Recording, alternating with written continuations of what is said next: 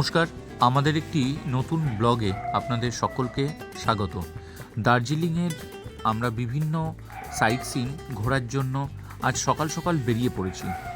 ওয়েদারটা খুব সুন্দর ছিল, আর মেঘাচ্ছন্ন আকাশ, হালকা হালকা মেঘ আমাদের শরীরকে ভিজিয়ে দিয়ে উড়ে যাচ্ছিল। এই রকম একটা মুহূর্তে আমরা পৌঁছে গেলাম শান্তিস্তূপ দেখার জন্য।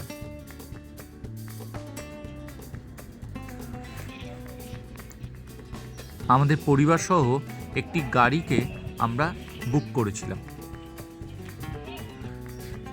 সেই গাড়ি করে আমরা এই কটা দিন সাইট সিন এবং অন্যান্য বিভিন্ন স্থান আমরা ঘুরে দেখেছি। এই মুহূর্তে আমরা পৌঁছেছি শান্তিস্তূপের কাছে। হালকা মেঘ উড়ে বেড়াচ্ছে। শান্তিস্তূপের প্রকৃতি এবং পারিপার্শ্বিক আবহাওয়া খুবই মনোরম ছিল।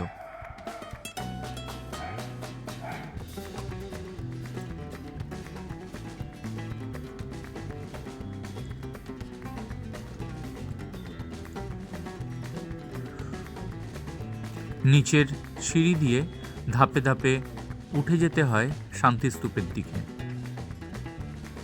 সুন্দর সাদা রঙের স্তূপ, সত্যি আকর্ষণীয়। আমরা যে সময়টা গিয়েছিলাম বর্ষা, তাই লোকজনের আনাগোনা একটু কমই ছিল, কিন্তু প্রাকৃতিক বৈচিত্র্য কিন্তু খুবই সুন্দর। এখন আমরা শান্তিস্তূপের একেবারে উপরে উঠে গিয়েছি এবং ওখান থেকে শান্তিস্তূপের চারিদিকের যে পরিবেশ সেগুলো দেখতে শুরু করেছি।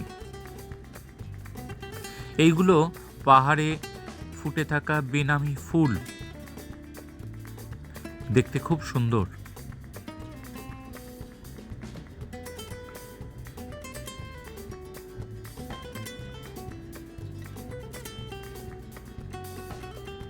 পাইন গাছগুলো আকাশের দিকে উঠে গেছে, প্রচুর উঁচু। আর এটা হলো জাপানিজ টেম্পল। এই জাপানিজ টেম্পলটা শান্তিস্তূপের সংলগ্ন এলাকাতেই অবস্থিত ছিল, যার সামনে ছিল সুন্দর একটি বাগান। কত ফুল, কত নতুন গাছপালা এখানে আমরা দেখলাম। কিছু আগেই বৃষ্টি হয়ে গিয়েছে, সবুজটা আরো বেশি গাঢ়।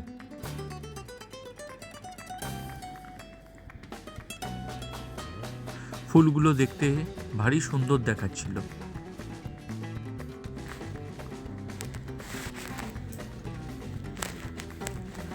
শান্তিস্তূপের গায়ে পাথরের মধ্যে খোদাই করা বৌদ্ধের বিভিন্ন রকম চিত্র আমরা দেখতে পেলাম।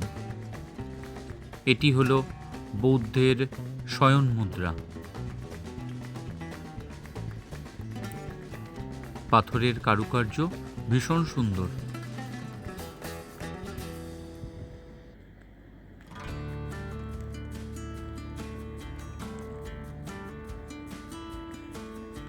শান্তিস্তূপ প্রকৃত অর্থেই শান্তির জায়গা। বাতাবরণ যেখানকার খুবই সুন্দর।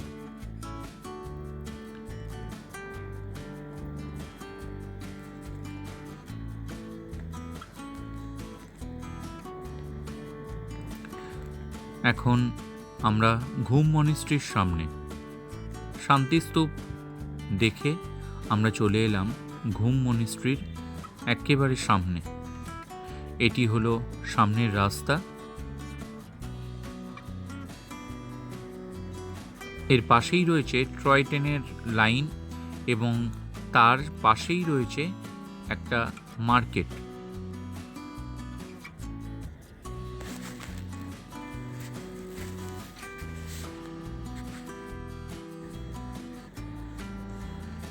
ঘুম মনিস্ট্রি দেখার জন্য আমরা উপর থেকে নিচের দিকে একটু নেমে আসলাম। মনেস্ট্রির সামনে অনেকটি জায়গা রয়েছে, ফাঁকা জায়গা।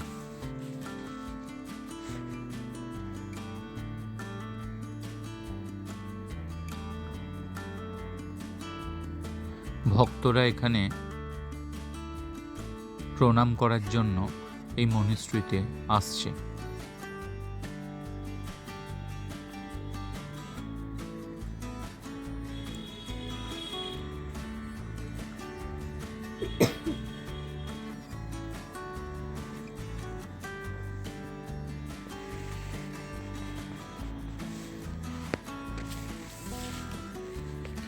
এখানে কিছু কিছু জিনিসপত্র বিক্রি হচ্ছিল, ধূপকাঠি, ঘণ্টা, বিভিন্ন গিফট আইটেম, অনেক কিছুই। এই হলো বৌদ্ধের মূর্তি। জায়গাটা খুব সুন্দর, ভালো লাগবে।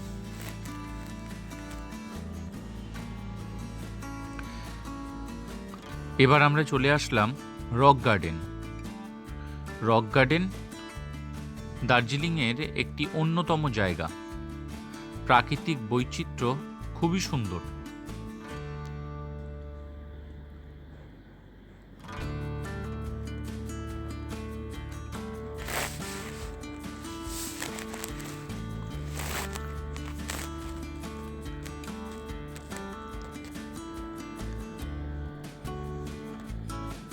ছোট্ট একটি ঝর্ণা এই রক গার্ডেনের মধ্যে দিয়ে নিচে নেমে আসছিল, যা দেখতে খুবই সুন্দর লাগছিল।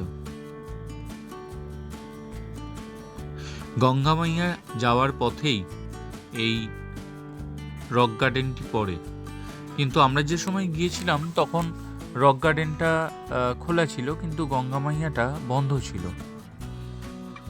কিছু কাজ বাজ চলছিল ওখানকার রক্ষণাবেক্ষণের, সেই জন্য।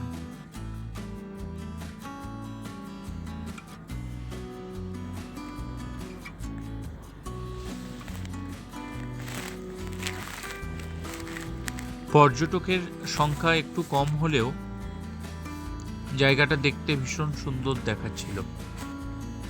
অন্তত নিরিবিলিতে আমরা একটু ঘুরতে পেরেছি, কারণ এর আগেও কয়েকবার দার্জিলিং যাওয়া হয়েছে, কিন্তু সেই সময় প্রচুর কোলাহল, মানুষের ভিড়, সেই সময় খুব একটা ভালোভাবে ঘুরে দেখতে পাইনি।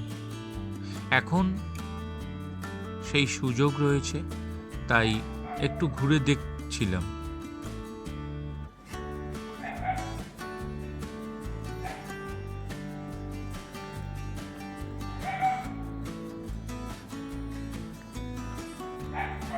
কাঁচের মতো পরিষ্কার জল নেমে আসছে উপর থেকে। আমরা যাওয়ার চেষ্টাও করেছিলাম উপরের দিকে, কিন্তু খুব বেশি যাওয়া হয়নি।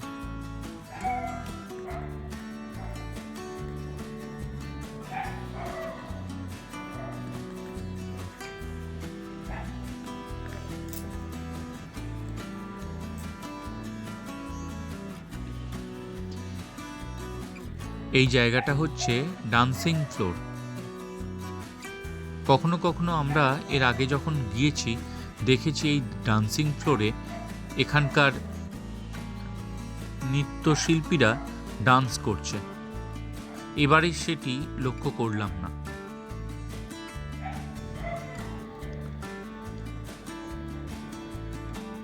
রক গার্ডেনের সাইডে এই রাস্তাগুলো আস্তে আস্তে ওপরের দিকে উঠে যাচ্ছিল, যেখান দিয়ে আমরা খানিক দূর পর্যন্ত গিয়ে ঘুরে এসেছিলাম। যাই হোক, জায়গাটা ভীষণ সুন্দর। দার্জিলিং গেলে অবশ্যই এই রক গার্ডেন ভিজিট করবেন, ভালো লাগবে।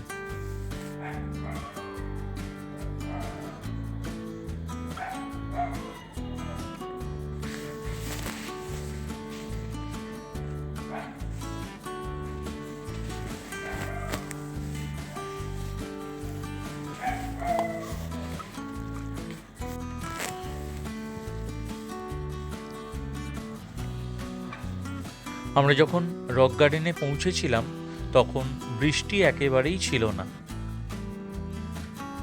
রৌদ্র ঝলমলে একটি ওয়েদার পেয়েছিলাম, কাজেই খুব ভালো ঘুরতে পেরেছি। প্রচুর ছবিও তুলেছিলাম।